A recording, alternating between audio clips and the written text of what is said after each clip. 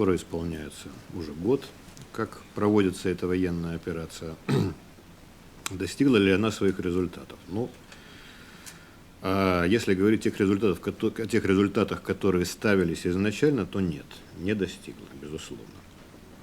Потому что ставилась цель провести в Йемене победоносный блицкриг, краткосрочный по времени, по возможности ликвидировать или подавить вооруженные формирования хауситов и ту часть йеменской армии, которая осталась верна Али Абдалле Салиху и принимала вместе с ними участие в войне, и вернуть в Сану правительство президента Абдрабо Мансур Аль-Хаджи.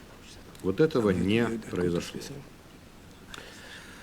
На мой взгляд, вообще решение Саудовской Аравии о проведении вот этой военной операции было изначально ошибочно, потому что не были просчитаны его последствия до конца. Как представляется, два фактора повлияли на это решение. Первое – это избыточное опасение саудовского руководства о вмешательстве Ирана в йеменские дела. Судя по публикациям, которые тогда появлялись в газете «Аш-Шарк Аль-Ауса», в других газетах, было вот такое нагнетание такой угрозы о том, что Иран со всех сторон проводит окружение Саудовской Аравии, берет Саудовскую Аравию в клещи, что в Йемене иранские военные инструктора, советники, оружие и так далее.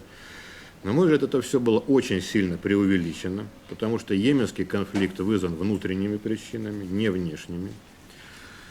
И таким образом саудовское руководство попало вот в своеобразную такую ловушку.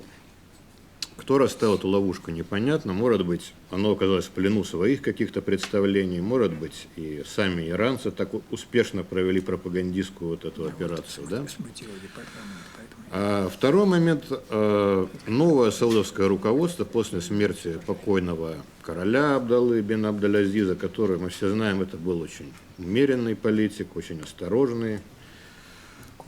И если бы он был жив, конечно, этой военной операции бы не было, я убежден в этом. Новое руководство, более молодые люди, решили таким образом подчеркнуть независимость политики Саудовской Аравии, которая может вмешиваться в те или иные конфликты прямым вооруженным путем и решать какие-то вопросы, не полагаясь на США как на гаранта безопасности Саудовской Аравии.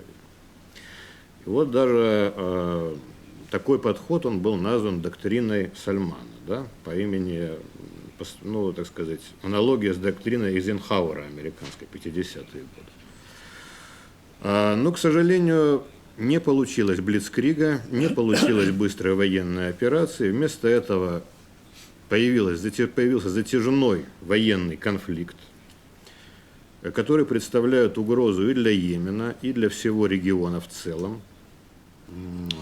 Мой друг доктор Абдель-Бари уже рассказал о гуманитарных последствиях конфликта, не буду повторяться.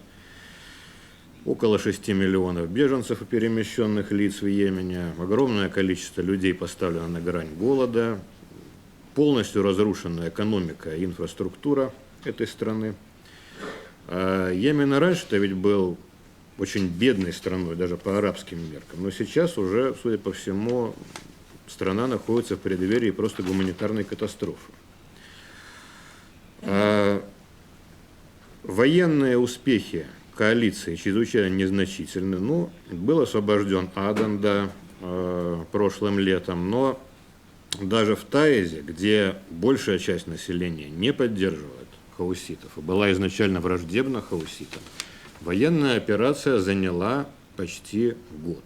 Гражданская война, которая в стране, нестабильность, отсутствие центрального правительства, отсутствие какого-то государственных институтов, какого-то контроля, она приводит к тому, что Аль-Каида занимает все новые и новые территории, к сожалению. Эта группировка извлекает максимум выгоды из продолжения вооруженного конфликта в стране. И чем дальше он будет продолжаться, тем сильнее будет Аль-Каида, тем сильнее будут террористические группировки, и уже не им какие-то требования будут выставлять, а они начнут выставлять свои требования.